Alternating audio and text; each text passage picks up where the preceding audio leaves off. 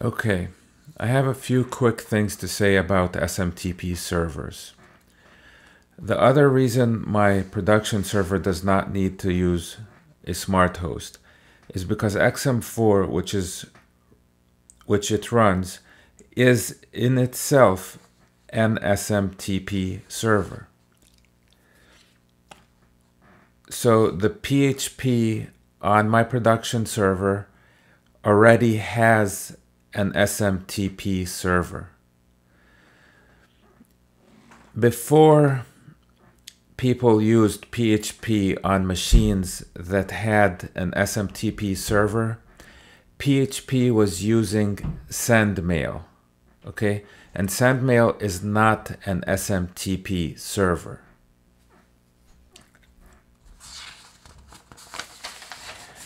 The first reason, remember I said this is the other reason my production server does not need to use a smart host. Okay, the second reason is that my production server has a fixed IP address.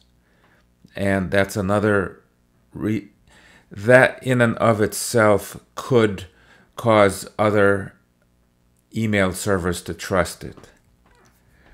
Okay, now the course is going to talk about a class, a PHP class called PHP Mailer. That class gives the option of connecting to an SMTP smart host email server directly from PHP. However, I do not need that since my servers use XM4 and the PHP mail function. I could use the PHP mailer without using a smart host, and that way at least I have a class defined for email, for sending email.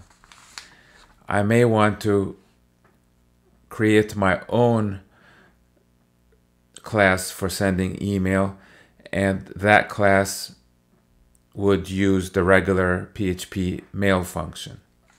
It would be like a wrapper for the PHP mail function.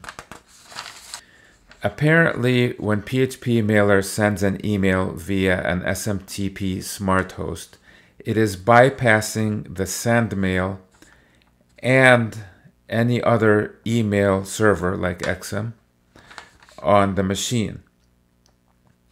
So it's basically PHP communicating directly with a smart host, an SMTP email server, whether that SMTP email server is from my internet provider like Verizon or Comcast, or whether it is a Google SMTP server. Okay, but I already have an SMTP server. There's one running on my machine. It's called XM4, and the PHP on my machine is able to use it even though it is configured with SendMail. If you look at the PHP INI or the PHP info, it talks about SendMail. Okay, but the PHP will look for, it's also configured to look for an email server on localhost at port 25. And when it looks there, it will find the XM4. Okay, that's it for this video.